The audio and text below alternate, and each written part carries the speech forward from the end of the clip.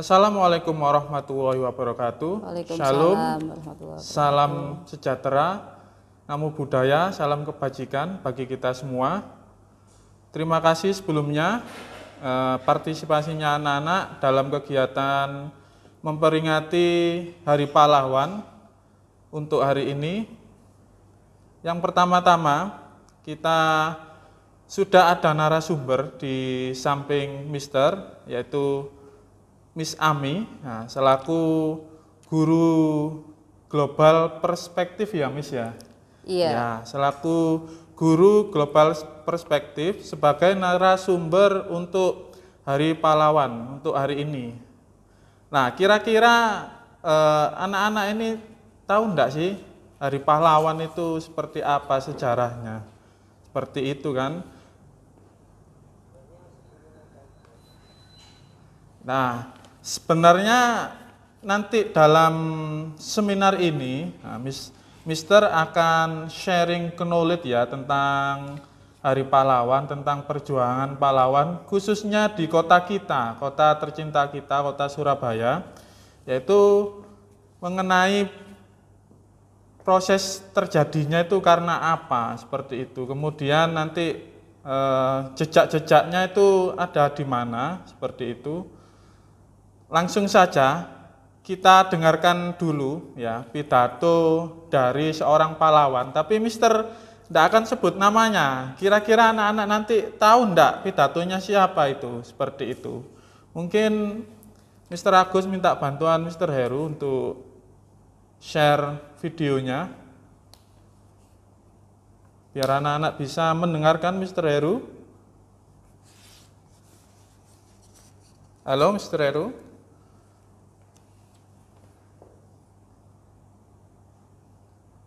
Oke, sambil menunggu Mister Heru untuk Nah ini. Oke, terima kasih Mister Heru.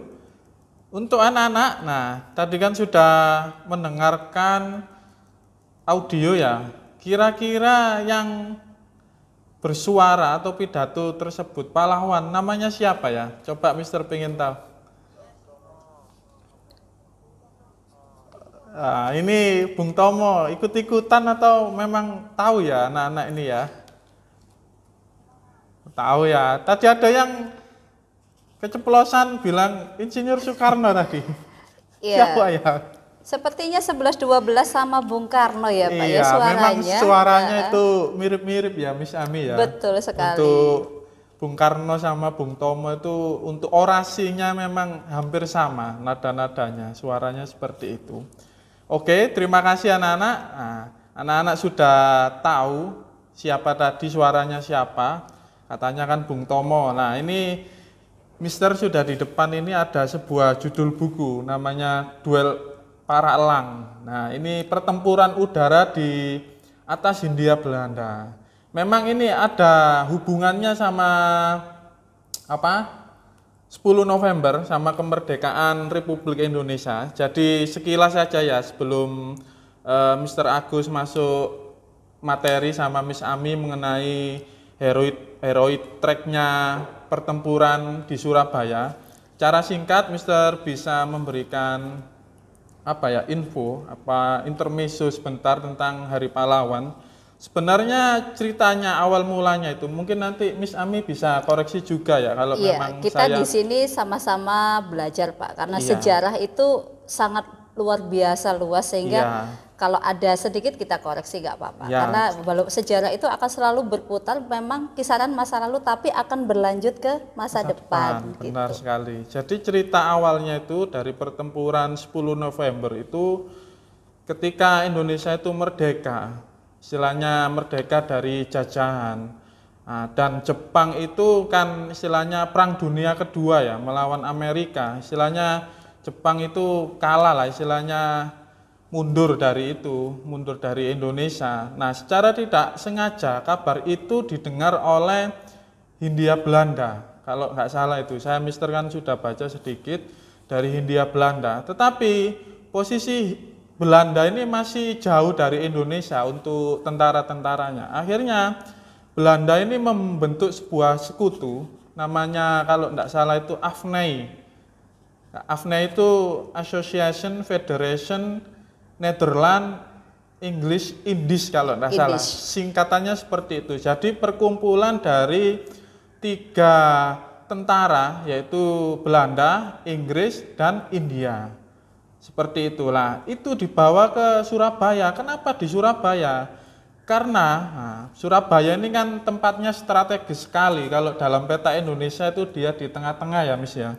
Strategis sekali untuk masalah perdagangan, masalah apa ya, istilahnya kayak zaman dulu itu pelayaran gitu. Iya, kalau kita lihat dari titik letak geografisnya ya Pak Agus ya, Indonesia, terutama Indonesia pada umumnya, Surabaya pada khususnya adalah salah satu transit bandar perekonomian pada saat imperialisme modern datang ke wilayah timur itu. Jadi itu singkatnya kenapa kok ini ke Surabaya. Nah itu tadi, memang Surabaya ini pusat perekonomian di Indonesia. Akhirnya Belanda ini datang sama tentara sekutu, yaitu Inggris sama India, untuk datang ke Surabaya.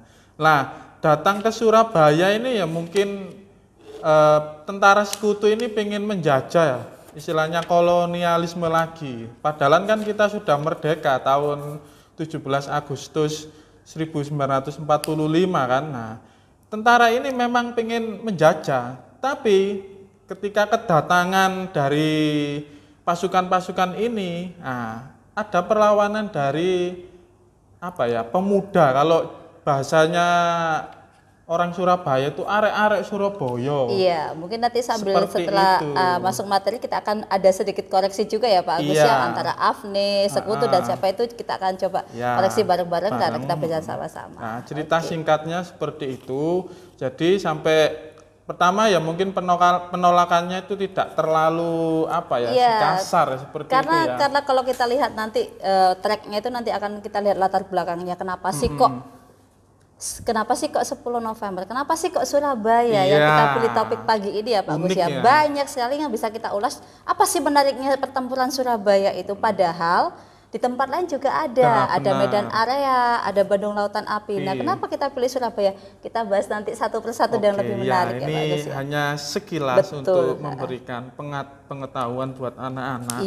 Pertempuran di Surabaya itu dilatar belakangi karena ekonomi, perekonomian, dan perdagangan, seperti itu. Langsung saja untuk selanjutnya Mr. Heru bisa share untuk video Surabaya Heroic Track-nya Mr. Heru, biar anak-anak. Iya, mungkin nanti anak-anak itu akan dilihatkan sesuatu yang berbeda Pak Agus dengan yang dilihat kesehariannya. Padahal sudah lahir, tinggal, dan muter aja di Surabaya. Bahkan bisa dibilang mereka sudah jadi arek Surabaya gitu loh. Nggak tahu tempat-tempat Nah, ini apa, di mana, sekarang jadi apa? Nah ini Mr. Heru bisa share videonya biar anak-anak tahu heroic track-nya di Surabaya dulu itu di mana aja tempat-tempatnya. Mungkin bisa minta tolong Mr. Heru.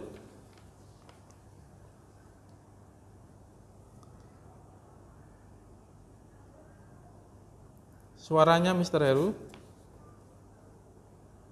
Yang ini di awal-awal memang tidak ada sound sepertinya. Jadi kita lihat seperti itu Pak Agus ya. Anak-anak bisa melihat ya dan dicermati ya.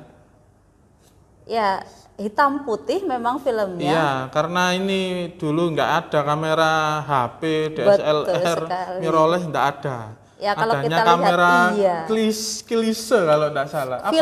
Film, sorry ya, masih bawahnya lagi film. Iya, masih film. Jadi kalau mau nyetak foto sama video ke studio yang gelap, terus pakai banyak air, banyak warna, seperti itu. Nah, ini hasilnya ini apa?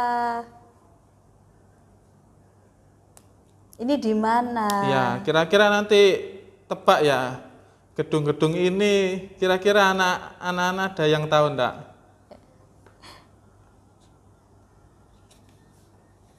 Itu sudah ada keterangannya kok. Ada pos kantor atau kantor pos seperti itu. Ya, jadi bahasa Belanda itu sedikit banyak ada mirip-mirip dengan bahasa Indonesia, tetapi mungkin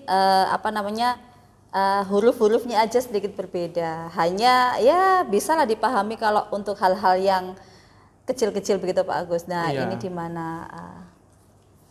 Van Os Java itu kan ada, kita pasti tahu.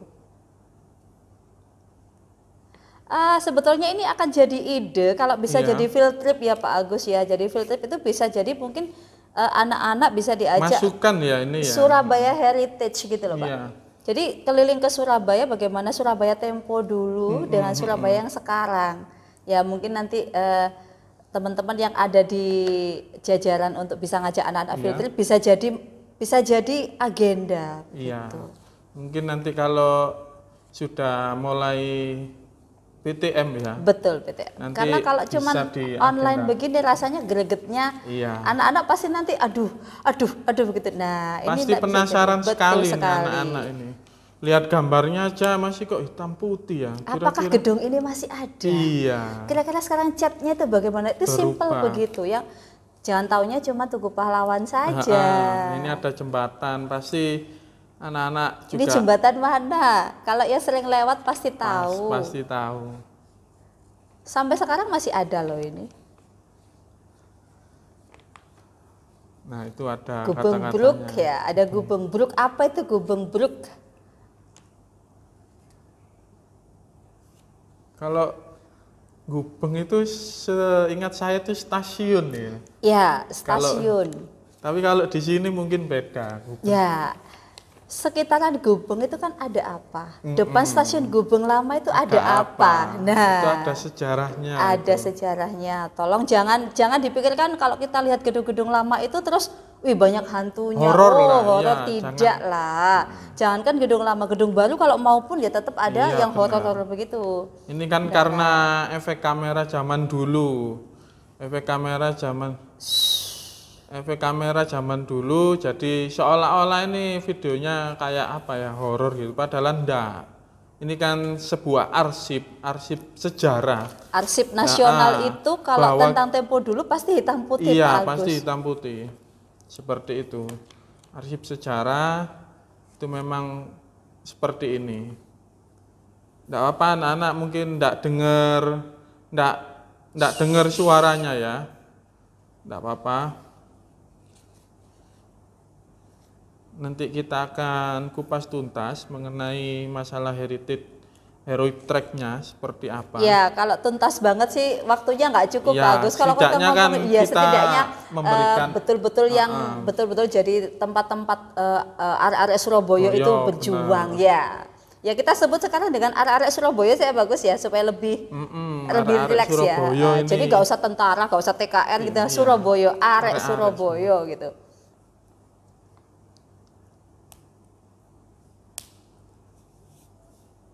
Ini pasti masih belum berubah kalau gedung ini. Belum berubah tapi ya, namanya ganti Pak Agus. Namanya ganti. Iya. Itu Deselsi Wire apa itu? Saya juga susah ngomongnya.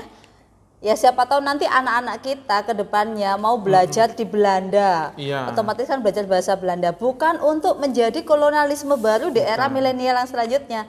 Tetapi bagaimana kita mempelajari dari negara lain yang bisa kita aplikasikan di Indonesia, menjadi Indonesia kedepannya diperhitungkan sebagai negara yang luar biasa. Kalau saya sih sering ada yang tahu. Ada yang tahu ternyata. Wah, luar biasa. Wah. Ini nanti kuisnya dihapus aja dari daftar kuis nanti ya. Wah, hadiahnya nanti habis semua nanti. Ini. Oh, yang ini apa yuk? Yang ini di mana yuk? Jadi kalau lihat arsitekturnya peninggalan kolonial Belanda, itu memang Belanda itu mempunyai identitas, ciri khas ya anak-anak. Jadi ciri khasnya kalau di Belanda itu bangunan itu pasti kokoh. Betul. Jembatan, bendungan, itu memang kalau Belanda itu istilahnya mempunyai kelebihan di masalah hal itu. Ya, arsitekturnya itu bagus. Kemudian untuk masalah perjanjian hukumnya itu juga bagus sekali.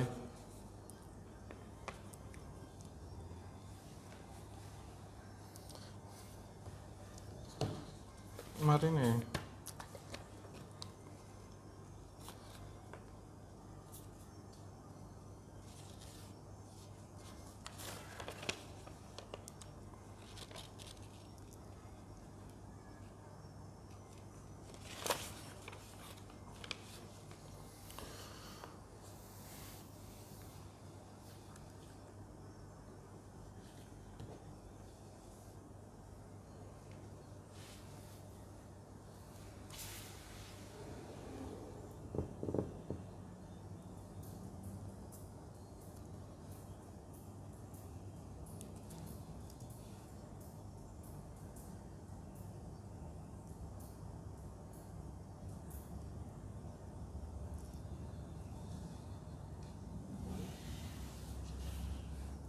Ya, terima kasih. Oke, terima kasih Mr. Heru atas cuplikan dari video Surabaya Heroic Track-nya.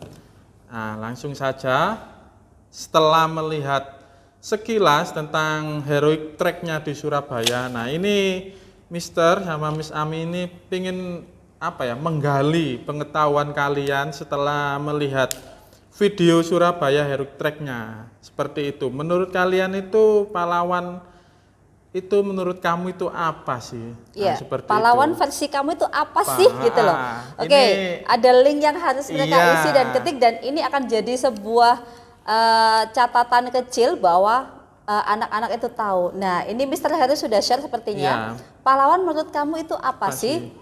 Sebentar sambil dilihat di chat roomnya ya, sambil dilihat di chat roomnya, Mr. Heru akan share di situ sambil dilihat chat roomnya. Pahlawan menurut kamu itu apa sih? Terus, kalau misalnya Pak Agus, itu di depan sekolah itu kan banyak pohon. Tiba-tiba ada seekor kucing itu tersangkut di sana. Nah, saya manjat pohon terus saya tolongin kucing itu, apakah saya juga seorang pahlawan? Kira-kira gitu bisa? Iya, bisa jadi. Kalau dilihat dari sisi humanismenya, sisi kemanusiaan atau sisi sosialnya, itu bisa jadi. Kita membantu, istilahnya menolong ya. Menolong sebuah makhluk hidup, meskipun bukan manusia, itu bisa dijadikan pahlawan kecil. Berarti dari yang kita bicarakan, mestinya anak-anak dan audiens yang di rumah juga pada tahu. Oh, ternyata pahlawan itu tidak hanya yang ini loh, tapi ini juga pahlawan. Jadi pahlawan itu kalau zaman dulu itu pastinya kan ngangkat senjata, istilahnya perang, begitu ya? Bukan, istilahnya kita berlawanan, kita berjuang dalam arti itu melawan kolonialisme. Nah, tapi sekarang kan di Surabaya ini sudah tidak ada kolonialisme. Kita mau jadi pahlawan seperti apa gitu loh. Sebenarnya ada banyak pahlawan. Sudah munculkah mentimeternya? Sudah dia mulai mengetik kah? Oh, sudah ada ternyata. Sudah ada. Oke. Orang yang berjasa, guru, kemudian presiden. Oke, terima kasih. Pahlawan adalah orang yang berjasa meskipun jasanya kecil. Wah, ini apa ini maksudnya? Kecil itu gimana ya? Kecil itu ya? Oke, tidak apa-apa. Kita terima ide. Pahlawan menurut saya adalah orang yang ingin melakukan hal baik tanpa pamrih. Iya, betul. Berarti di balik layar pun pahlawan ya? Iya, di balik benar. layar, betul. Orang yang tidak berjasa loh, ini kok kebalik ini. Ada orang yang tidak berjasa. Oke, lanjut. Kita ingin mungkin 5 menit cukup ya untuk grab mentimeternya bagus ya. Cukup. Banyak sekali. Sebetulnya nggak ada yang ini ya, pahlawan di rumah atau di sekolah gitu, nggak ada yang memberikan contoh ya. Padahal kan banyak kalau di rumah, di sekolah menjadi pahlawan itu kan banyak. Sebetulnya di sekitar kita itu banyak. Hanya mungkin karena kita melihatnya setiap hari, kita nggak sadar bahwa kita pun pernah melakukan sesuatu yang bisa kita anggap sebagai pahlawan. Sikap. Iya, kita hanya nggak sadar begitu. Saya coba lihat itu satpam. Ya, bukain pintu mobil ya. Terus ada lagi. Pahlawan adalah orang yang kok ya ini. Kok itu Mr. Ami, Kak Ami itu ya. Ini berarti ini ada guest audience kayaknya yang masuk di sini. Orang yang berjuang untuk memerdekakan bangsa. Bangsa kita sudah merdeka ini. Apa betul bangsa kita sudah merdeka, Pak Agus? Kira-kira ya. Untuk mencerdaskan bangsa, untuk membangun bangsa. Berarti siapa itu yang untuk mencerdaskan bangsa? Tokoh perjuangan, bentar. Orang yang berpengaruh bagi negara Indonesia, orang tua. Orang tua. Oke. Saya termasuk orang tua. Wah, saya tidak mau sepertinya Pak Agus. Ada lagi? Tuh. Terakhir itu orang tua, pemberani, orang yang berani. Polisi. Oke, polisi. Apa lagi? Yang berjasa dan memiliki sifat kemanusiaan. Ya, oke. Ya. Benar. Seorang yang berdasarkan pengetahuan kalian saja, tidak perlu kamu harus googling cari jawabannya, nggak usah. Ini kan Mister ini pengen menggali pengetahuan kalian mengenai pahlawan itu apa sih menurut kalian, seperti itu. Kan kemarin sudah dikasih lomba untuk cerpen ya, yang nulis-nulis itu pasti bisa lah mendeskripsikan pahlawan itu seperti apa. Seperti itu. Oke, berjasa bagi negara, guru. Seseorang yang membantu menolong. Oke. Luar biasa ternyata luar ya biasa, animonya ya. Iya, animonya luar biasa animonya. Oke. Mungkin tahun depan kita bisa bikin topik yang beda lagi tentang pahlawan. Gak hanya lihat track-tracknya atau jejak sejarah.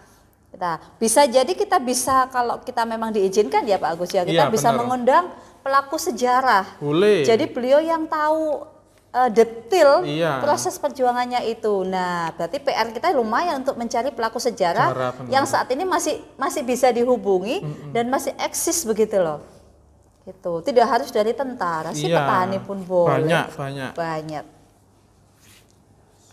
Oke, sudah. Baik, cukup. Cukup ya. Oke, Mister Heru. Cukup Mister. Iya, terima kasih. Ini sepertinya suaranya Gwen ya. Untuk cukup untuk cukup untuk terima kasih atas opini kalian yang luar biasa. Oke. Terima kasih anak-anak atas opini yang sudah dituliskan di Mentimeter. Nah, untuk menggali opini kalian. Nah, kalau menurut Mister itu pahlawan itu apa sih? Ya, pahlawan itu pastinya itu harus mempunyai rasa sosial yang tinggi. Kalau untuk era saat ini ya, betul. Harus mempunyai semangat yang tinggi, berjuang yang tinggi. Semangat seperti apa?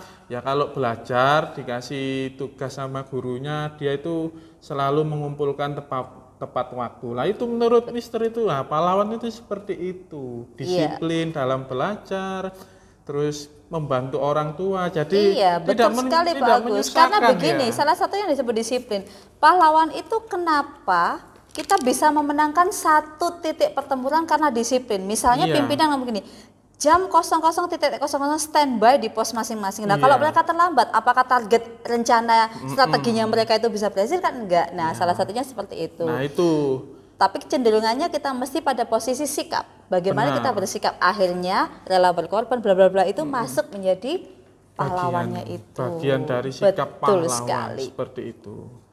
Oke, kita lanjut untuk materi selanjutnya, yaitu Surabaya Heroic Track-nya. Nah, langsung saja saya berikan waktu ke Miss Ami untuk menjelaskan tentang Surabaya Heroic Track-nya. Mungkin Pak Heru bisa bantu untuk share PowerPoint-nya. Iya, terima kasih Pak Agus, kesempatan yang luar biasa, jarang-jarang loh saya diundang begini. Oke, untuk yang di rumah juga audiensnya, kenapa sih kita, mungkin banyak pertanyaan ya, kenapa dan kenapa, nanti kita simpan dulu. Ya, kita tahan dulu ya. Iya, tahan dulu pertanyaannya, kita akan ngomongin tentang Surabaya Heroic Tracks. Pertama yang harus kita ketahui adalah profil kota Surabaya. Jangan dibuka dulu Pak Heru. Pertanyaan yang pertama, tanggal berapa kota Surabaya ulang tahun? Nah, ada yang tahu enggak anak-anak? Tanggal berapa? Tolong disiapkan gelang glowingnya ya misteri ya. Yang bisa jawab ini dapat 2 gelang glowing dari kita. Iya. Tanggal berapakah ulang tahun Surabaya? Ada yang tahu enggak? Bisa melalui chat atau lebih baik langsung audio saja, jadi interaktif Pak Agus. Iya. 31 Mei kita simpan jawaban itu. Tolong host dicatat siapa namanya tadi yang berbicara. Tolong host dicatat siapa yang berbicara. Lanjut. 2 lagi, kita cari 2 lagi. Siapakah yang tahu hari ulang? Wah, habis ini hadiah kalau semua pada jawab. Baik, terima kasih. Aplaus yang luar biasa untuk kalian semua ya. Luar biasa. Silakan Pak Heru dilanjut. Ulang tahun kota Surabaya. Kita lihat dulu profil kota Surabaya. Nah, itu dilihat Surabaya, Jawa Timur. Ibu kota Provinsi Jawa Timur. Hari lahirnya, terima kasih luar biasa. Jempol 2 untuk kalian sudah jawab. 31 Mei 1293 Surabaya diresmikan menjadi kota di Indonesia, dan ini belum terjadi kolonialisme Pak Agus. Jadi kita masih berdampingan dengan raja-raja yang ada di Indonesia. Ya, ini adalah sekilas tentang Surabaya dengan luas wilayah 326,8 km persegi dengan berbatasan utara timur. Nah, itu nanti ada gurunya sendiri yang jelaskan, jangan saya. Guru geografinya ya. Ya, ketinggian dari permukaan air laut 5 meter di atas permukaan air laut. Jadi kalau ada gelombang pasang di Kenjeran 7 meter, Surabaya banjir. Begitu. Wali kotanya pasti jangan Bu Risma lagi ya, Bapak Eri Cahyadi dan lain sebagainya. Oke, ini sekilas tentang Surabaya, detail nanti dengan guru IPS-nya ya. Kalau dengan saya nanti kuliah umum jadinya. Oke, ini adalah singkat profil kota Surabaya. Lambang profil kota Surabaya adalah? Ada yang tahu anak-anak? Lambang Surah dan buaya. Suaranya Amadeo Sonda yang pertama, surah dan buaya. Nanti kalau masalah cerita kenapa kok surah dan buaya, itu ikut dengan guru bahasa Indonesia ya Pak ya. Nanti datang ke perpus. Datang ke perpus, banyak sekali itu literasinya itu. Oke, terima kasih, responnya luar biasa. Lanjut Pak Heru. Lanjut. Ya, kita mulai dengan jejak sejarah kota Surabaya. Kalau tadi Pak Agus menjelaskan kota Surabaya itu ada Afnei, ada bla bla. Kita coba runtut lagi. Next Pak Heru. Oke. Ya, Surabaya dalam cerita. Nah, ini. Ya, oke, Surabaya dalam cerita cukup, jangan dibuka dulu Pak Heru ya. Ya, 17 Agustus 1945 Dwi Tunggal Soekarno-Hatta memproklamasikan kemerdekaan Indonesia hari Jumat jam 10 pagi. Nah, seharusnya secara de jure, secara hukum ya, secara hukum kita sudah merdeka. Tetapi Belanda tidak mau mengakui.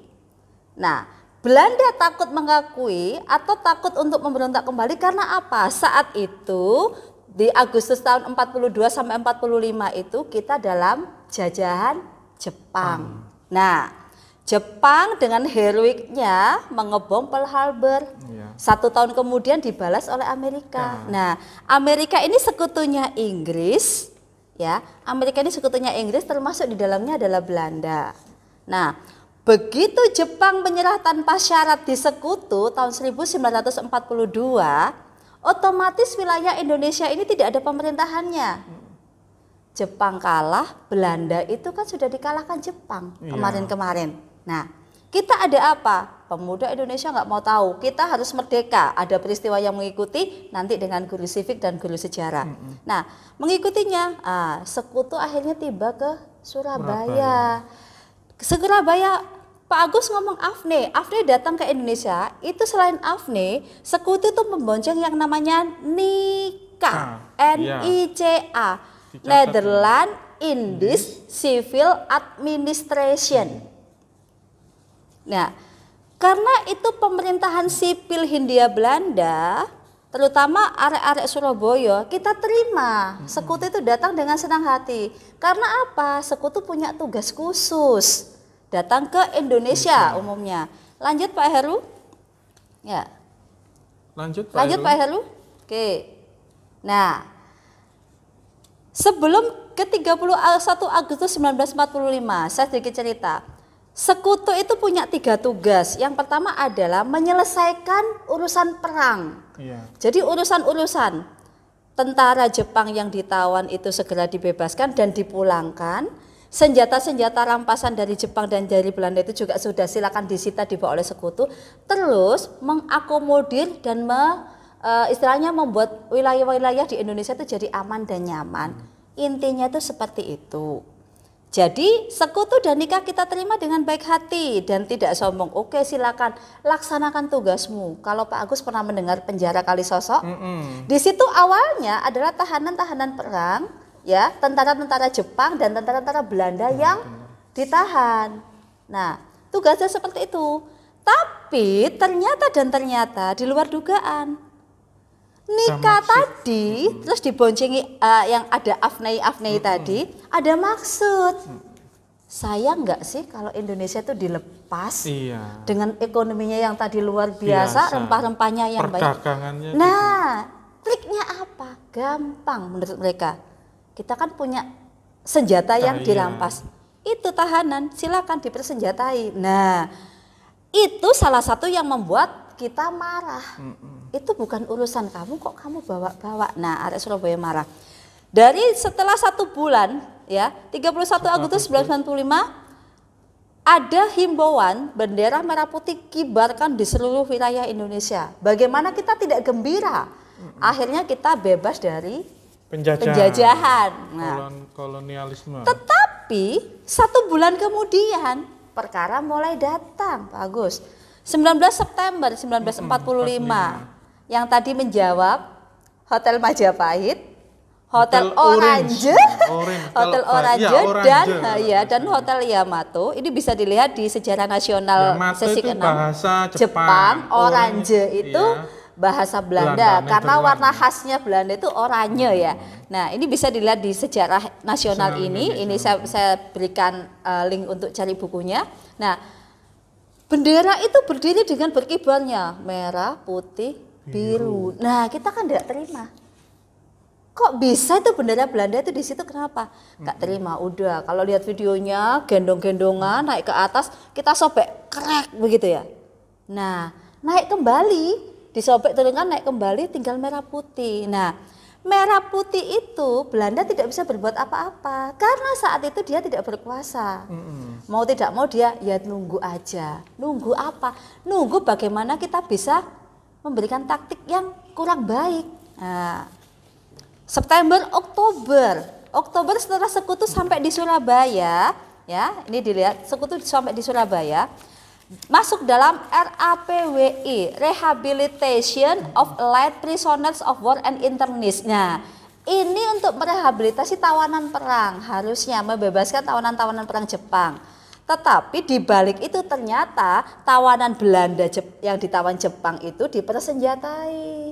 Ya, dipersenjatai. Kenapa? Karena tidak dilucuti, tambah dikasih. Gitu. Nah, itu yang jadi kita kok kamu begitu dikasih hati, injek-injek kepala. Iya, berkhianat. Nah, akhirnya 27 Oktober itu sudah perang, Pak Agus. Kenapa?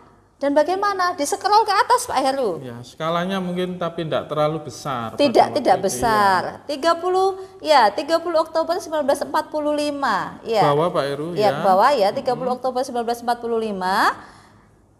Ini yang menurut banyak orang penyebabnya adalah ini kakak Brigjen Aubertin Walter Sultan Malabi atau lebih dikenal dengan AWS Malabi.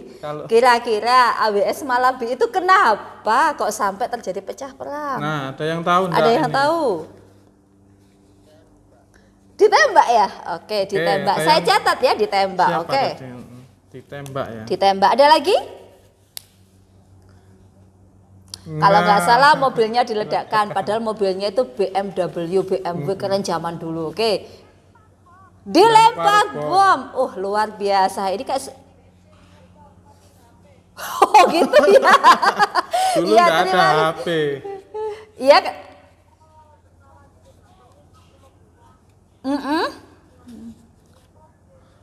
Gitu. Mobilnya dirusain. Oke, terima kasih, luar biasa. Aplaus buat kamu semua. Saya luar biasa sekali ya. Iya, ternyata mereka tertarik.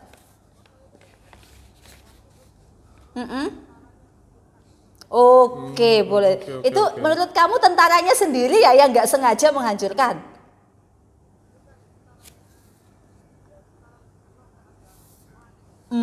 Oke.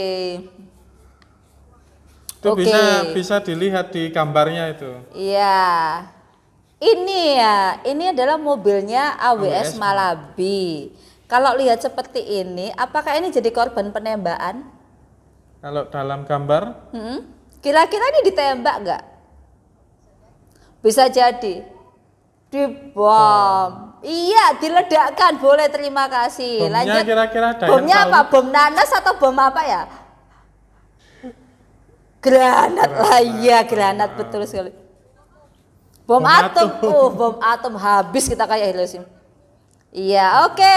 Iya, terima kasih luar biasa. Pak Heru bisa diturunkan? Oke. Oke, Ya, diturunkan. iya, dampak kematian AWS Malabi. Ini adalah sedikit sejarahnya ya.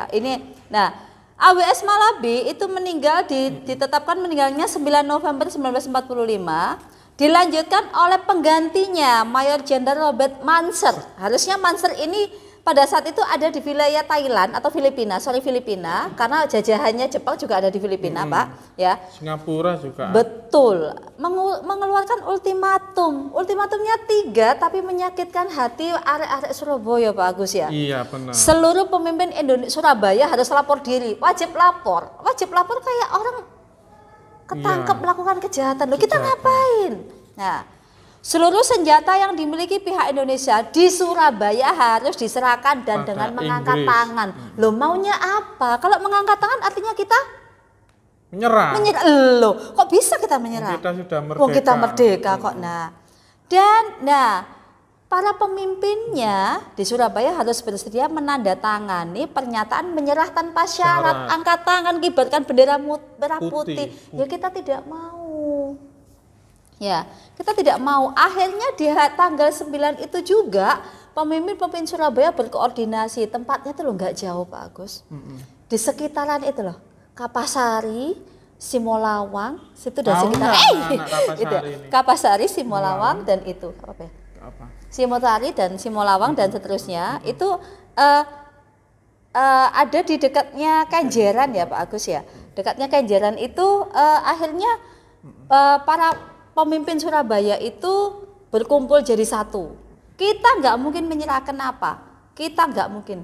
Bung Tomo di Jalan Mawar dengan radionya langsung seperti tadi orasinya.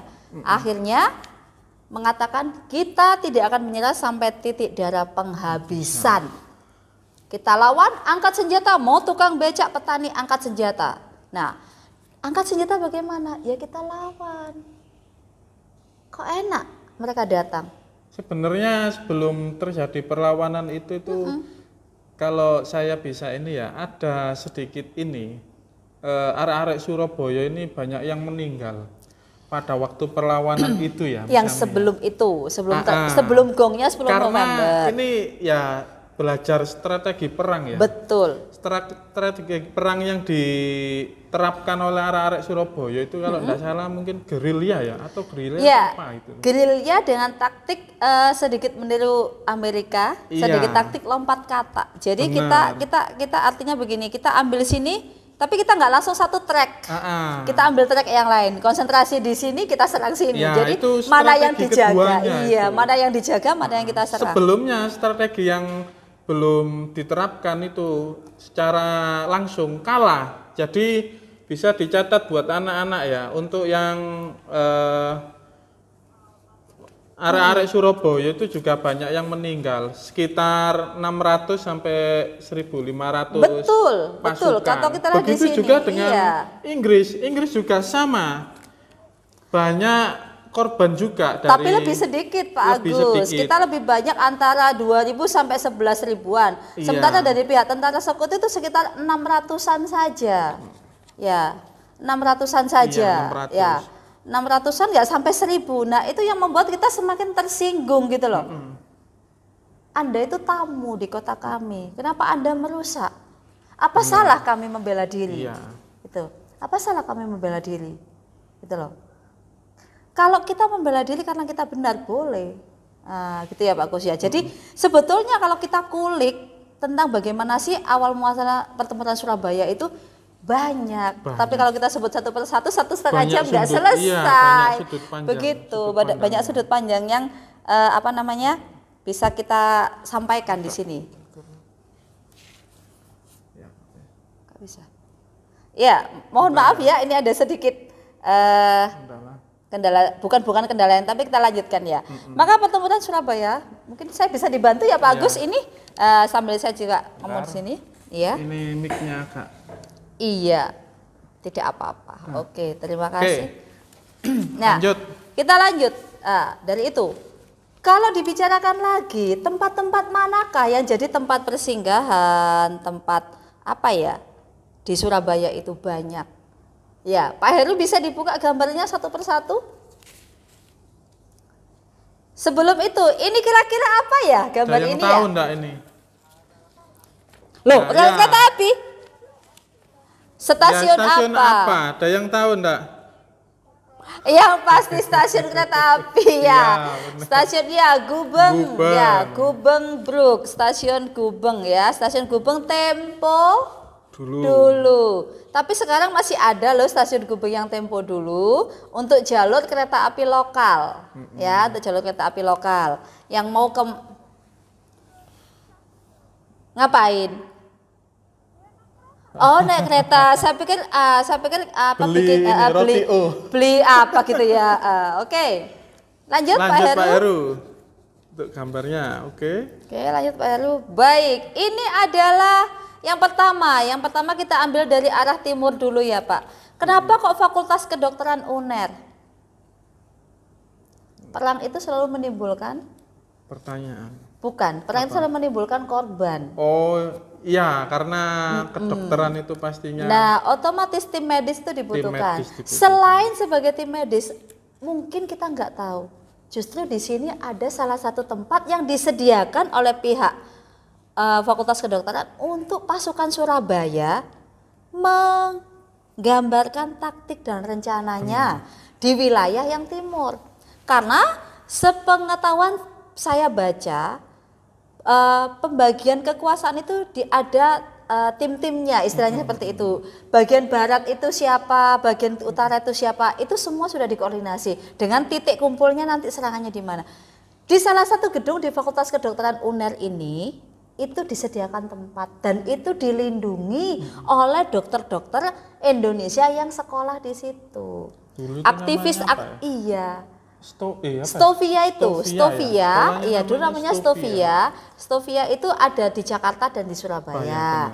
Ya, sekolah kedokteran pribumi. Nah, teman-teman yang aktivis-aktivis di Surabaya ini melindungi arek-arek Surabaya yang berjuang. Membantu juga. Ya, terus, iya, kenapa? Wah, kalau kamu tanya, saya ada yang dari situ, saya belum lahir saat itu ya. Itu bukan tempat untuk untuk tempat pertempuran. Jadi tempat ini tidak akan disentuh oleh pihak-pihak yang bersenjata. Kenapa? Karena mereka juga butuh. Kalau tentaranya tertembak kan kalau menolong dalam siapa? aturan perang ya, mungkin anak-anak bisa diketahui, dicatat juga. Yang tidak boleh diserang adalah wanita dan anak-anak. Ya, orang tua yang sudah sepuh. Orang sipil. Dan fasilitas umum untuk kepentingan bersama. Contoh ya rumah sakit, sekolah-sekolah itu tidak boleh melanggar apa ya? Ya aturan perang. Aturan perang enggak boleh. Istilahnya aturan perang. Ini yang pertama adalah Fakultas Kedokteran UNER. Nah, kalau anak-anak bisa lihat di sebelah kiri. Nanti sesi tanya jawabnya nanti ya. Kita selesaikan dulu sih. Saya tanya jawabnya nanti ya. Oke, simpan dulu pertanyaannya. Wah, kayaknya ini nggak akan selesai sampai sore nih Bagus. Ya. Oke, lanjut Pak Heru. Track yang kedua, ini saya nggak ambil track semuanya ya. Ini yang penting-penting di setiap sisi. Kalau kita merangkak ke Jalan Raya Darmo, kita akan lihat sebuah gedung sekolah yang sekarang sudah jadi bagus, tapi masih dalam kawasan cagar budaya dan itu dilestarikan. Adalah SMA Santa Maria, SMA atau Gedung Santa Maria Surabaya. Loh ini apa? Gedung ini kan ada gereja, ada sekolah, ada panti asuhan juga. Di sinilah para suster, pastor dan romo-romonya itu bantu juga Pak Agus untuk wilayah yang Wonokromo dan sekitarnya itu pusatnya di situ untuk koordinasi pemuda-pemuda Surabaya, arek-arek Surabayanya lebih solid. Kok gereja Miss? Kenapa? Dari awal Indonesia didirikan, kita selalu Bhinneka Tunggal Ika. Apapun agamamu, apapun sukumu, apapun rasmu, apapun antar golonganmu, kita adalah Indonesia. Jadi nggak ada yang namanya, oh kita dibantu orang itu nggak sama kayak kita. Tidak ada. Justru yang namanya kerusuhan rasial itu tidak ada pada saat zaman perjuangan. Kerusuhan rasial itu ya baru-baru banyak yang santri. Iya, perjuangan. Yang ditolong pun tidak hanya yang beragama sama dengan mereka. Siapapun itu asal arek Surabaya dan pejuang Indonesia akan dibantu. Ataupun orang yang luka walaupun tidak satu negara atau warga negara asing, tentara Belanda pun kalau luka dibantu. Ya, tapi dalam tanda kutip kita kan juga melindungi arek-arek Surabaya juga berjuang di situ. Ini adalah gedung Santa Maria Surabaya. Kalau mau ke TP dekatnya McDonald itu bagus ya. Itu ada gedung Santa Maria. Baik, lanjut ke arah barat. Ini sedikit ke arah barat. Panti Asuhan Don Bosco, yang orang tuanya tahu Panti Asuhan Don Bosco pasti pikirannya horor Pak Heru. Benar. Karena gedungnya itu betul-betul gedung Belanda. Tapi saya mikirnya nggak horor. Kenapa? Horor itu kan menurut hati kamu sendiri. Tapi menurut kalau kita persepsi yang kita lihat, kan karena gambarnya agak buram, agak tidak berwarna. Apalagi gedungnya kan tinggi menjulang, jendelanya besar-besar, kesan seremnya kelihatan duluan. Tetapi itu nggak horor. Don Bosco ini panti asuhan. Sekali lagi, perang itu selalu membawa korban. Nah, anak-anak yang tidak bersalah dan jadi korban, apakah mereka harus berkeliaran di jalan dengan kondisi perang yang tidak menentu? Pengurus panti asuhan Don Bosco inilah yang memfasilitasi bahwa anak-anak yang tidak beruntung itu ke sini.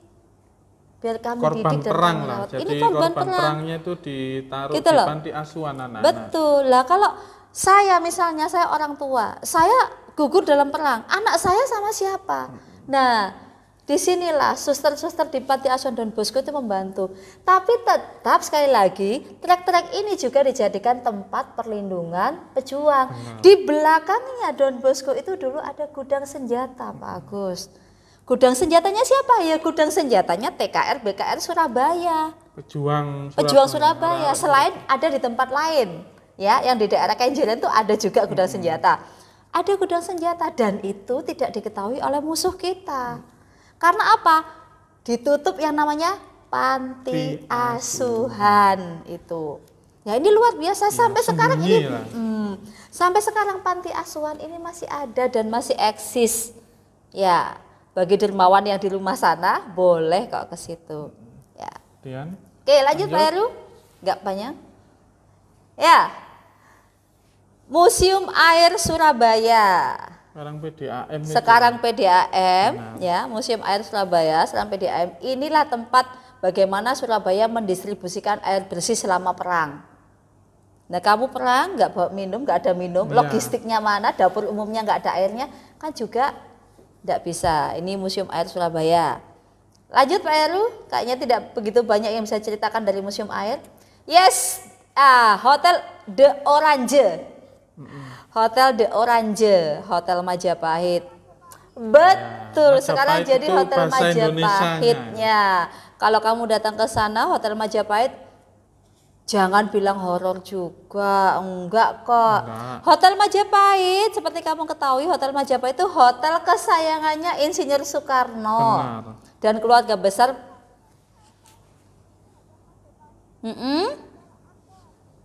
Iya, memang Hotel Akord sekarang jadi hotelnya Akord, ya betul. Tapi sejarahnya kalau Bung Karno datang ke Surabaya, beliau tidak mau nginep di hotel yang lain. Harus hotel Majapahit atau Hotel Yamato atau Hotel Orange, ya Hotel Orange. 3 nama sebenarnya. Jadi 3 nama. Jadi Bung Karno maunya di hotel ini. Ya, sampai sekarang pun kalau keluarga besarnya Bung Karno datang ke Surabaya, beliau selalu diterima di Hotel Majapahit. Memang sekarang statusnya Accord, Hotel Bintang 5, ya. Masa sih gak berubah terus bintang 1 terus ya. Hotel Accord. Nah, ini adalah peristiwa dirobeknya bendera merah putih biru tadi. Bendera Belanda yang dirobek oleh arek-arek Surabaya. Kenapa? Kok ya itu tadi sudah merdeka kok hotel itu bukan milik Belanda, begitu. Nah, kabar berita tentang perjuangan arek-arek Surabaya itu kan harus diketahui oleh seluruh rakyat Indonesia. Inilah fungsinya gedung yang sekarang. Ke bawah Pak Heru, Monumen Pers Surabaya. Monumen Pers Surabaya ini tempatnya para jurnalis, wartawan-wartawan menyebarkan berita kemerdekaan, menyebarkan berita bahwa Indonesia ini luar biasa, menyebarkan bahwa Surabaya sekarang sedang dalam posisi tidak baik. Dukungan apa yang bisa diterima oleh Surabaya dari seluruh masyarakat Indonesia itu diberitakan oleh jurnalis-jurnalis kita di sini. Ini Monumen Pers Surabaya, ya. Betul. Nah, dilanjutkan lagi Pak Heru, trek yang selanjutnya.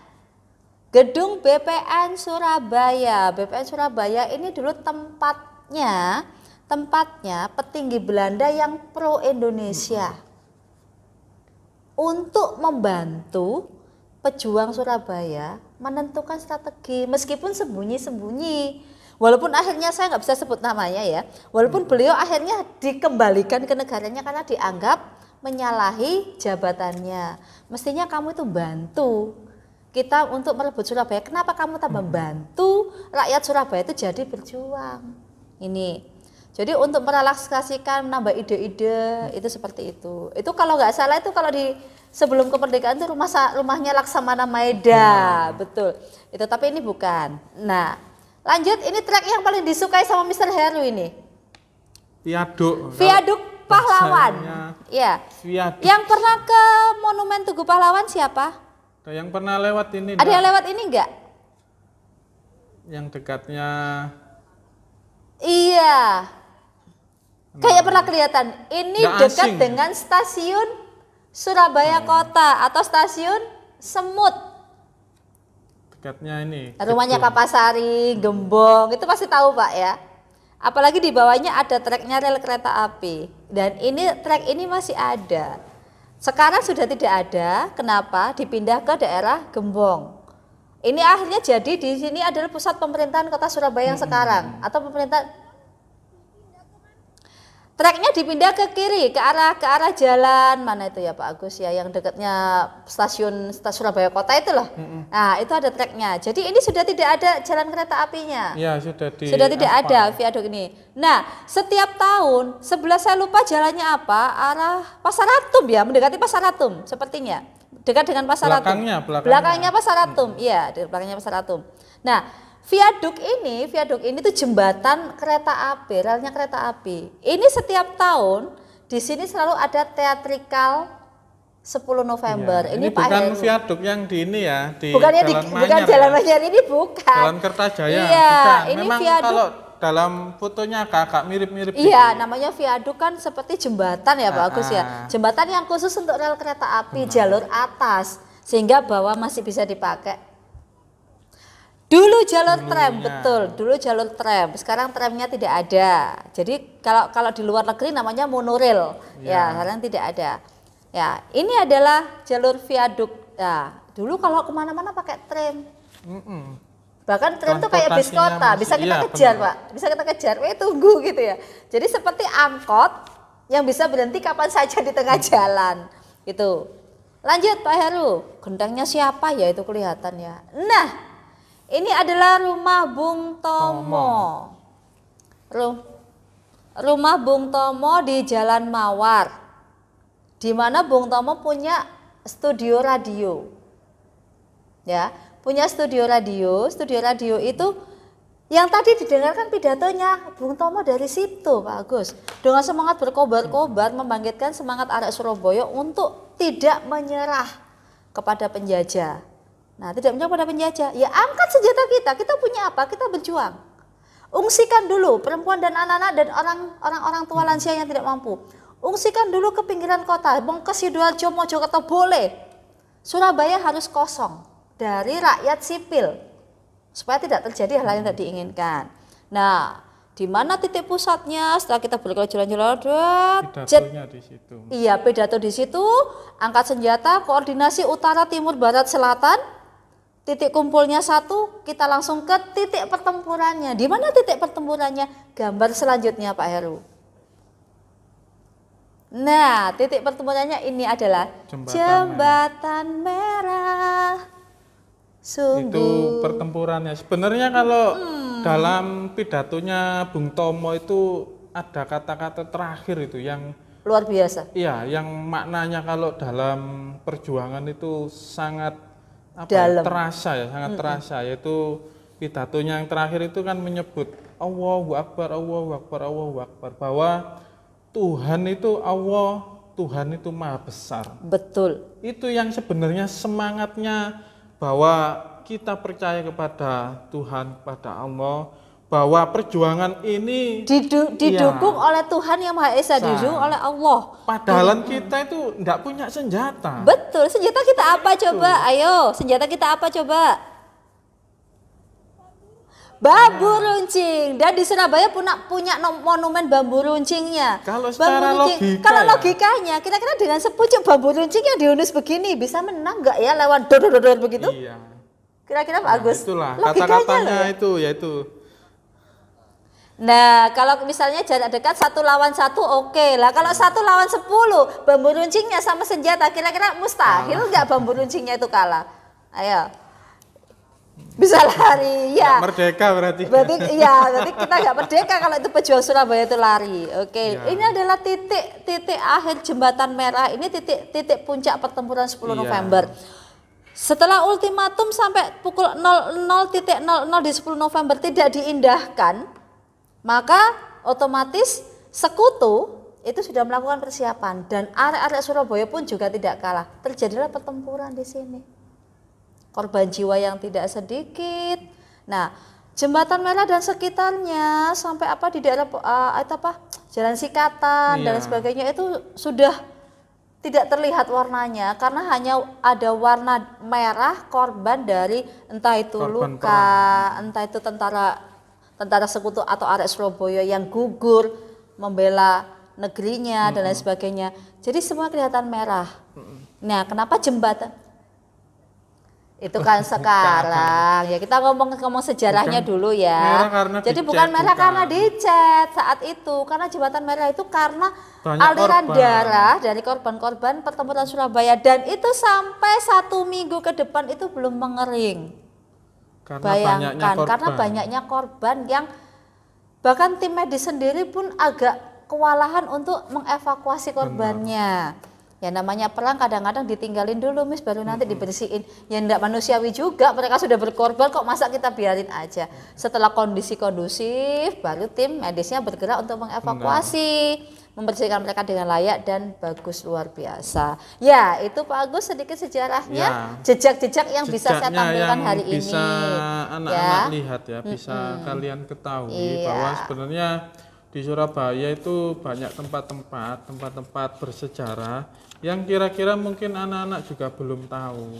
Nah, fungsinya kenapa sih kita harus mengerti tentang sejarah? Sebenarnya buat motivasi kita, kalau menurut saya ya Bu ya. Jadi perjuangan dari pahlawan-pahlawan kita dulu itu seperti itu perjuangannya. Jadi mulai dari pertempuran di di jembatan sampai di jalan-jalan seperti itu. Ya artinya begini, dimanapun tempatnya saat kita bisa berjuang kita akan lakukan. Ya tidak harus kita tentukan kita berjuangnya di situ kita tembakkan nggak ada. Kita bukan tipe perjuangan Mahabharata ya Pak ya. Mahabharata itu kan memang ditentukan tempatnya. Tapi kita perjuangan itu kita menyeluruh. Jadi kalau dulu itu tentaranya, prajuritnya itu kalau nggak salah saya baca sejarah itu juga terlibat banyak kiai dan orang-orang santri. Karena begini Pak ya, kalau dulu, kita karena gini, karismatik seorang pemimpin itu tidak hanya karena dia pangkatnya jenderal atau apa, tapi pengaruh dari masyarakat itu apa sehingga mereka mau berjuang ya kiai, santri, ulama, pendeta, pastor dan sebagainya. Karena apa? Mereka juga bisa membangkitkan umatnya untuk untuk kita juga. Iya, untuk bergotong royong, berjuang bersama. Betul, untuk berjuang bersama. Iya, itu ya. Ini ada pertanyaan mungkin dari anak-anak. Iya, mungkin ada pertanyaan. Sambil menunggu, Sambil menunggu, sebentar lagi mungkin ada gamesnya Pak Agus ya. Kayaknya ada hadiahnya sudah disiapkan oleh tim pengarah acara dan tim di ruang kontrol di sana. Iya. Oke, bisa ditampilkan ya langsung. Iya, bisa Pak Heru ditampilkan untuk kuisnya Pak Heru. Untuk gamenya. Ya, ada hadiah untuk ini Pak Agus. Hadiahnya apa saya juga tidak tahu karena yang menyiapkan adalah tim. Ya. Namun sebelum nanti kita masuk ke situ. Ya, Pak Heru. Silakan.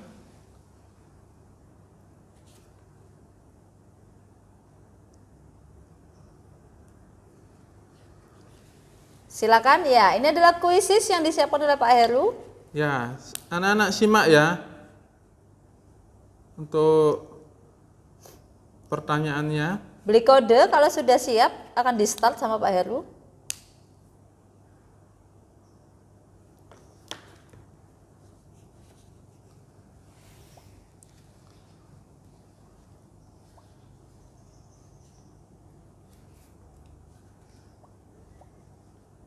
Ya, masih 4 orang. Sambil menunggu ini boleh ya, Miss ya? Saya tanya-tanya ya. Boleh, ya. Miss Ami ya, singkat saja mungkin. Dari sekian banyak kota di Indonesia yang memiliki jejak sejarah, mengapa memilih Surabaya sebagai topik utama gitu loh? Kenapa saya pilih Surabaya? Yang pertama, misalkan Bandung, Semarang, gitu. Itu ya, juga banyak ya. Kalau kita ngomongin masalah lokasi memang terdekat Pak, tapi Surabaya ini adalah pertempuran yang pertama setelah kemerdekaan itu terjadi. Nah, dari pertempuran Surabaya ini menginspirasi kota-kota yang lain yang diperlakukan sama oleh Sekutu Danika serta Afnei itu. Ya, kenapa itu menariknya? Kenapa? Kok ya Tuhan itu betul-betul luar biasa adil pada kita. Kok ya Surabaya yang diduluin. Nah, itu akhirnya menginspirasi kota-kota yang lain. Ada Bandung Lautan Api dan sebagainya, Medan Area itu ya dari Surabaya ini. Itu saya tertariknya di situ. Kenapa? Baru 3 bulan kita merdeka, kita sudah ada pertempuran seperti ini, gitu loh. Ada apa ya? Ya ternyata banyak sekali, yaitu tadi Sekutu, Afnei, Nika yang masuk ke situ. Ya, bukan berarti kota yang lain itu tidak menarik, tetapi bagi saya Surabaya itu heritage-nya luar biasa. Ya, otomatis dengan karismanya seorang Bung Tomo dan tokoh-tokoh yang lain itu, Surabaya menjadi menarik. Nah, Surabaya menjadi menarik, itu akhirnya menjadikan pemimpin-pemimpin nasional. Bahkan pada saat sebelum kita dapat ultimatum, Insinyur Soekarno itu datang ke Surabaya, sudah anak-anak Surabaya reda, sudahlah ikuti saja aturan, tapi nggak mempan buat anak Surabaya. Anda boleh presiden Pak, tapi ini kota kita. Terus kita mau hidup di mana? Sampai kapan? Nah, seperti itu. Tertariknya pertama kalinya dalam sejarah, pejuang itu menolak perintah pimpinan. Itu saya tertarik di situ, walaupun secara tidak langsung. Itu saya tertariknya di situ Pak Agus. Oke, sudah kumpul berapa ini? 90 orang. 90 orang dari 100 sekian. Iya. Tadi mulai atau saya tanya lagi? Ya, kalau yang namanya aneh bisa di remove saja ya Pak Heru ya. Kalau namanya aneh. Oke, sambil menunggu kita ya. Batasi berapa peserta ya Pak Agus? Itu sudah berapa? 94. Kita 100 lah. Kita batasi 100 ya. Oke, Pak Heru kita batasi 100 untuk gamenya. Ya, sambil menunggu Pak Agus mungkin ada yang bisa didiskusikan. Ini saya tanya juga ya tentang pahlawan. Kira-kira figur pahlawan yang menginspirasi itu yang seperti apa, yang bagaimana? Kalau menurut Miss Ami itu pahlawan yang menginspirasi, figur pahlawan saya itu sebetulnya satu untuk yang kehidupan sehari-hari saya ya. Kalau figur pahlawan saya yang secara religius itu ada, tapi untuk yang sekarang adalah figur pahlawan saya itu cuma satu, itu almarhum bapak saya. Itu figur pahlawannya kenapa? Bapak saya itu nggak pernah marah kalau ngomong sama saya.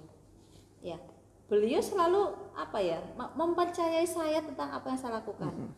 Kalau saya berbuat kesalahan, bapak itu cuma bilang gini, duduk. Kamu tulis, kamu tadi salah apa? Sudah. Kira-kira salahmu itu diperbaiki bagaimana? Enggak pernah marah. Jadi saat beliau pergi pun saya kehilangannya besar. Ya, secara saya nggak pernah dekat sama ibu saya dulu, tapi bapak saya menginspirasi saya bahwa apapun yang kamu lakukan, saat kamu mempunyai ilmu pengetahuan yang luas, kamu tidak akan terjerumus ke dalam hal-hal yang negatif. Itu pesannya beliau. Kenapa? Itu figur saya. Itu figur saya pribadi. Tapi kalau secara nasional ya saya cenderungnya ke satu, pahlawan tomboy Indonesia, Martha Christina Tiahahu. Saya anggap tomboy kenapa? Karena dengan aksesorisnya seperti itu, Martha Christina Tiahahu, gugur dan lain sebagainya. Nah, itu untuk saya. Tapi lebih detail ya, lebih pahlawan untuk saya, untuk hidup saya yang sekarang itu ya almarhum bapak saya. Mungkin beda dengan Pak Agus ya. Iya, Pak Agus pasti mungkin figurnya berbeda pula. Iya. Mungkin anak-anak juga bisa punya jadi anak-anak figur juga sendiri. punya tokoh pahlawan yang inspirasional sekali. Iya. Oke, sudah 104, 105. Kita mulai saja Mr. Heru. Kita mulai Mr. Heru. Iya. Ada hadiah menarik untuk ini. Apa hadiahnya ya? Tanya nanti sama Mr. Iya. Heru. Coba dilihat gamenya.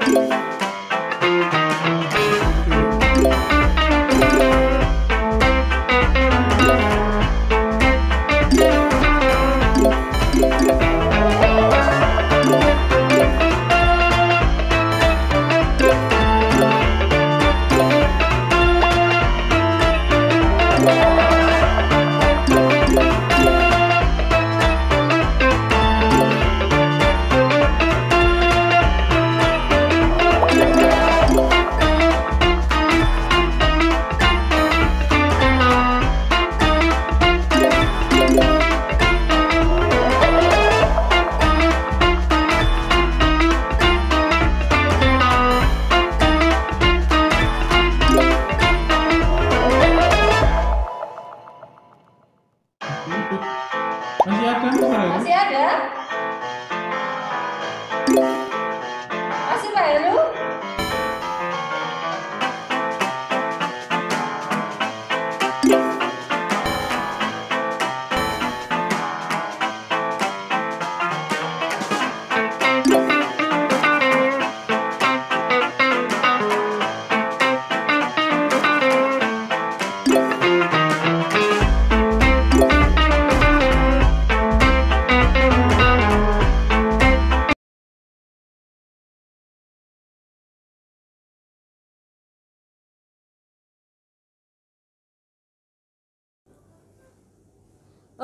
Oke, sudah ya, iya. Mr. Heru. Terima kasih ya Pak Heru, ngebut sekali. Iya, sangat ngebut sekali nih tadi. Biasa.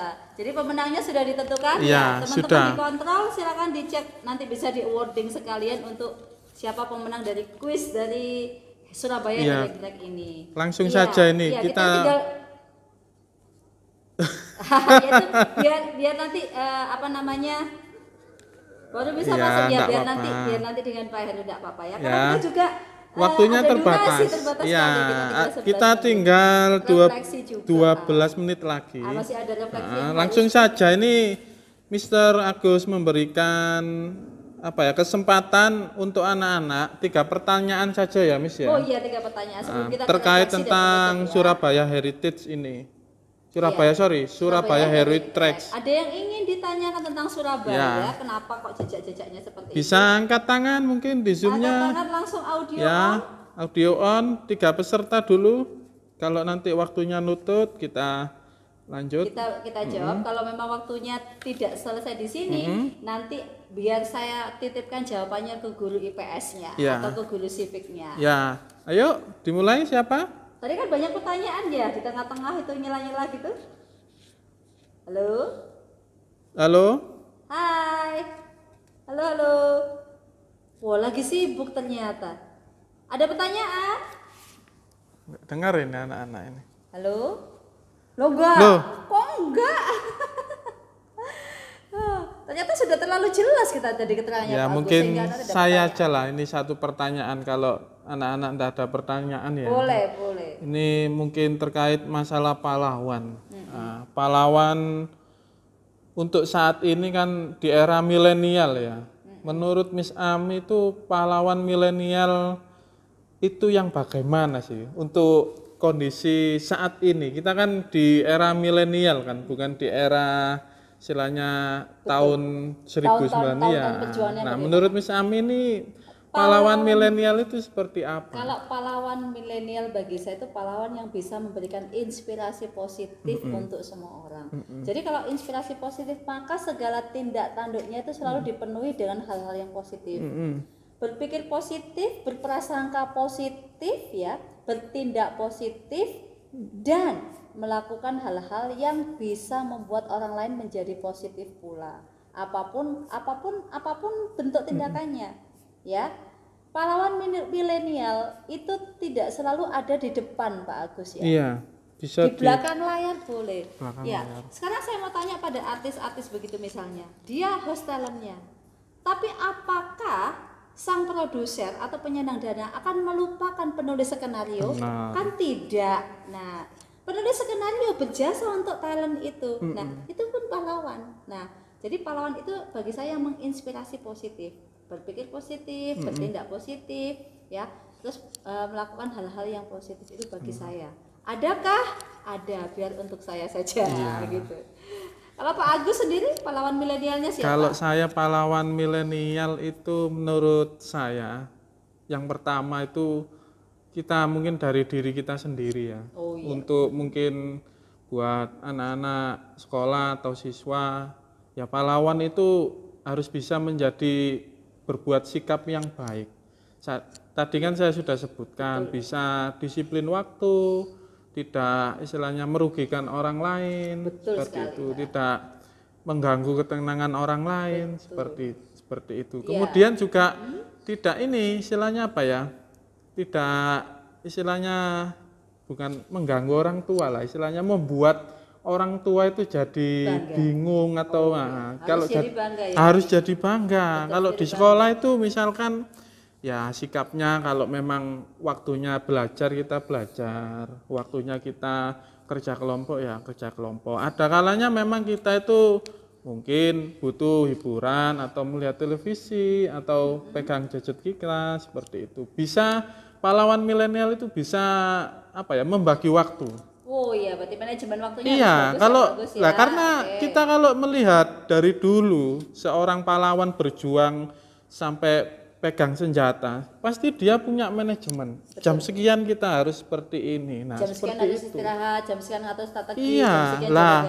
Kita kan sekarang sudah tidak ada penjajah dalam arti secara terang-terangan. Tapi untuk menjadi pahlawan buat diri kita sendiri yaitu tadi, kita harus satu, mungkin disiplin, bisa menjaga waktu kita, seperti itu. Ternyata ya kalau kita lihat dari pembicaraan kita Pak Agus, pahlawan itu bisa menginspirasi banyak hal, mulai dari jadi itu inspirasinya banyak hal. Wah, terima kasih, saya juga dapat ilmu baru ternyata. Ya, kalau bagi saya tuh pahlawan itu adalah menginspirasi positif apapun bentuknya, sikap, tingkah laku, pembagian waktu itu harus positif. Jadi tidak pernah punya prasangka. Ya, kalau ternyata pikiran positif kita itu tadi salah, ya kita akan mencoba mencari jalan keluarnya. Benar. Oh, apa sih yang motivasinya dia berbuat seperti itu seperti itu bagi saya. Pak Agus dengan seperti itu saya punya catatan baru ternyata. Oh, nanti kesimpulan saya pahlawan itu ternyata begini loh gitu. Oke, ini langsung saja ya untuk refleksi ya ini ya. Iya. Waktunya kita sebelum kita akhiri Pak Agus, saya sendiri minta anak untuk merefleksi ya. Mohon maaf ya audiens kalian di rumah. Kali ini saya ajak Anda untuk aktif mengetik, memencet apapun supaya refleksi kita acara ini terdapat refleksi yang luar biasa. Ya. Dan refleksi ini akan kita diarsipkan. Iya, kita arsipkan nanti ya. Suatu saat Anda sekalian sudah lulus dari sekolah ini, Anda bisa membaca, oh aku pernah nulis gini, menjadi ingatan lah seperti itu. Ya. Oke, bisa dilihat di chatbox-nya ya. Anak-anak silakan dibagikan untuk refleksinya. Anak-anak bisa dilihat di chatbox-nya ya. Oh iya, pahlawan itu kita kan tahu Indonesia itu kan sambil mengisi ya refleksinya ya anak-anak. Sambil mengisi refleksinya. Kita kan tahu ya, 3T. Iya. Terjauh, terluar, terpencil. Itu pahlawannya banyak loh Pak. Banyak bener. Bahkan kita kalau mau ngajar, jangan kan mengajar di kota yang banyak kesulitan. Bayangkan mereka yang ada di Pulau Talaut. Bagaimana mereka yang di Pulau Rote. Dengan segala fasilitasnya yang serba terbatas, mereka harus tapi bisa semangat. Nah, itu juga pahlawan. Wow, luar biasa sekali kalau kita bisa sampai ke sana. Ya, ternyata link Padratnya juga sudah gitu. Ya, oke. Mungkin ada teman-teman kita yang dulu pernah kuliah ya Pak ya, mengikuti program sarjana mengajar di pulau terluar, terjauh dan terpencil. Wah, bukan tentara aja loh ya yang jaga di sana. Mungkin nanti anak-anak bisa merefleksikan kepahlawanan itu. Betul. Sekiranya nanti tulisannya ini bagus, mungkin perpustakaan ini bisa mengakomodir ya untuk sebuah dokumentasi seperti itu. Teman-teman guru juga yang ada di sekolah, perpustakaan ini mengakomodir banyak hal. Ya, silakan Anda mau membuat literasi apapun, komunikasi dengan pustakawan kita. Beliau pasti akan memberikan ide di luar biasa. Anak-anak yang hobinya menulis, yang suka bikin apapun, silakan minta bantuan editor dan lain sebagainya. Barangkali punya channel untuk bisa diterbitkan, siapa tahu. Ya. Jadi lahan luar biasa untuk kedepannya. Ya, literasi itu tidak harus tidak harus baca atau tidak. Ya. Tapi literasi itu bisa dengan diskusi, bedah buku, menulis. Iya. Ya, sudah mulai ada yang masuk. Iya, Ricci 9D. Iya. Oke, sambil menunggu aja. Ada yang anak-anak ditanyakan. Sibuk ya. Ya, nanti di akhir sesi ini Pak Agus akan memberikan kesimpulan tentang diskusi kita hari ini. Diskusi kita hari ini. Ya, gitu. Kenapa sih? Ya, Alan? Ya, Alan ya. Ya. Yes. Harus. Iya. Dudetnya today. Iya. Kalau bisa today kan tinggal kamu ketik sendiri aja sambil nanti awarding juga. Iya. Kan cuma sedikit aja. Panjang nggak filmnya itu? Enggak kan, cuma 1 menitan kan? Berapa menit Pak Agus? 1 menit 46 detik. 44 detik, hanya nggak sampai 2 menit, itu inspirasional sekali. Sebetulnya banyak sekali yang bisa kita lihat, ada beberapa channel tentang lentera ya Pak. Lentera kita tuh bagus. Cuman sayangnya akses untuk itu terbatas. Karena pahlawan di daerah terluar itu sangat luar biasa. Bagaimana mereka manajemen stres terutama Pak Agus. Kenapa sih kita pernah dengar tentara di daerah pedalaman Papua menembak dirinya sendiri? Ya seperti itu. Karena tidak mudah untuk menjadi pahlawan di daerah terluar seperti itu. Istilahnya butuh kesabaran ya. Betul sekali.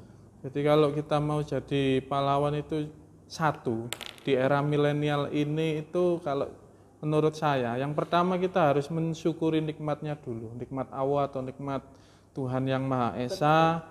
Bahwa kita di Surabaya saat ini sudah banyak perubahan drastis. Sangat, Pak. Iya, mulai dari transportasi, wisata, teknologi. Surabaya ini termasuk juga tidak ada kendala ya untuk masalah hal itu. Untuk masalah infrastruktur, Surabaya itu juga luar biasa. Salah satu menariknya di situ, bagaimana bagaimana saat saya masih zaman sekolah naik angkot. Iya. Di titik tertentu itu pasti macetnya nggak karuan. Tapi sekarang mau kita berangkat semepet-mepetnya, kalau sudah masuk Surabaya aman. Kita tinggal kalau mau pesen transportasi juga banyak Betul aplikasi. Ya. Mau naik angkot, mau naik taksi, mau naik apa saja sudah mudah sekali. Nah, hal itu Terus, memang tempat-tempat negatif di Surabaya, tempat-tempat untuk yang dulu adalah tempat-tempat surganya kriminalitas itu sekarang sudah minimal sekali di Surabaya. Iya, sudah Jadi mulai penataan kotanya sudah bagus. Kita mau jalan di tengah malam pun dengan tim-tim kita untuk mencari informasi atau mencari inspirasi,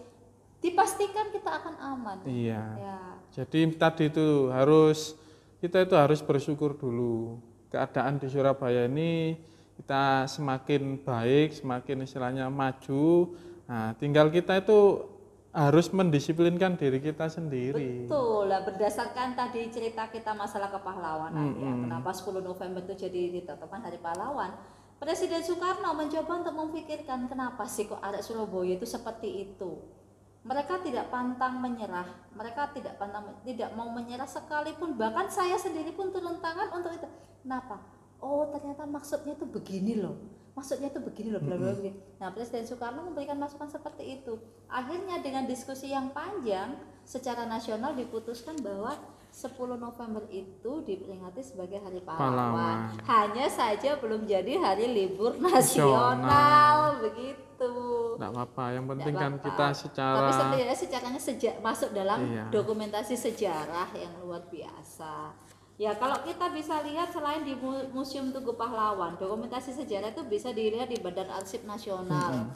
Itu luar biasa, sehari nggak cukup keliling Badan Arsip Nasional itu. Sangat-sangat mau arsip yang audiotori atau videotori di Badan Arsip Nasional itu luar biasa ada. Mau yang tulisannya harus dijaga ketat, karena kalau dibuka sedikit nanti bisa rapuh. Iya, karena memang kertasnya sudah lama itu seperti itu. Luar biasa. Ya, mungkin yang mau sedikit bedah perpustakaan itu mungkin ini bisa. Sebenarnya buku di depan meja ini bagus-bagus. Ini duel para elang ini juga menceritakan tentang sejarah Jepang. Kalau yang ini Pak Agus, ini saya nantinya akan ini bahasanya akan nanti tentang geisha. Iya, tapi kalau geisha ini sebenarnya enggak banyak juga sih. Iya. Tapi kalau ini memang ada apa istilahnya hubungannya dengan Surabaya. Duel para elang itu maksudnya Surabaya sebenarnya kalau dalam ceritanya setelah kematian AWS Malabi itu diserang sama pesawat dibom itu ceritanya itu. Itu hampir seperti di sini dibahas banyak lumayan mungkin, di sini. Makanya kalau kita ngomongin tentang sejarah 10 November itu nggak akan habis dalam 1,5 jam. Nah, seperti ini inspirational story dari Bung Karno yang ini Pak Agus ya. Iya, banyak. Ya, banyak sekali. Apalagi orasinya atau quotes-quotesnya yang luar biasa. Masih ingat quotesnya yang dulu toh? Beri aku 100 orang tua. Niscaya akan kucabut Semeru dari akarnya. Semeru itu gunung. Tapi beri aku 10 pemuda, niscaya akan kuguncang dunia. Itu adalah quotes yang sampai sekarang itu tidak akan pernah menjadi motivasi itu. Tidak akan pernah hilang di telan zaman. Bayangkan kalau kita ngomong ini mustahil ya. Iya. 100 orang tua tuh nyabut Semeru loh. Nggak ada yang mustahil kalau Tuhan juga bersama kita. Iya kan? 10 orang. Nah, 10 orang bisa mengguncang dunia. Bung Karno pidato di depan forum PBB saat Belanda tidak mengakui kedaulatannya. Ya, yang kelas 9 ini nanti materi kelas 9 sejarah dengan Miss Ana ya. Itu ada, tidak diakui. Pidatonya menuju dunia baru hanya 10 menit, tapi itu membuat Sekjen PBB turun tangan bagaimana menyelesaikan tentang Irian Barat. Benar. Gitu loh. Kalau ngomongin sejarah, itu tadi ya dari 10 November sampai ke Irian Barat. Silakan di tracknya itu pasti ada hubungannya. Gitu loh. Seperti itu. Oke, sambil menunggu ini waktunya sudah habis ya. Iya, sudah habis. Enggak apa-apa ini di kalian masih tetap bisa typing di sini, masih tidak bisa mengetik di Padlet-nya. Kita akan tunggu Padlet ini sampai jam 12 siang sambil kalian tetap Zoom untuk sesi selanjutnya. Oke, appreciation ya. Appreciation. Awarding ya. Setelah ini kita akan awarding tapi dengan Misteri, Oh, Mr. iya. Mahendra kalau saya nggak salah. Oke. Ya, jadi mungkin ini akhir dari sesi kita, Pak Agus, mungkin bisa dibuat kesimpulannya. Terima kasih anak-anak atas partisipasinya dalam seminar acara pahlawan kali ini. Saya melihat tadi itu banyak antusias, istilahnya dari anak-anak, mulai dari cuplikan gambar, sudah banyak yang mengetahui lah istilahnya tempat-tempat di Surabaya. Mungkin kesimpulan dari acara ini, yang pertama buat anak-anak muda khususnya siswa SMP Nation Star Academy, jas merah, jangan sekali-sekali lupakan sejarah. Karena apa? Kalau kalian melupakan sejarah, istilahnya apa ya? Kita tidak bisa meneruskan perjuangan dari pahlawan kita terdahulu.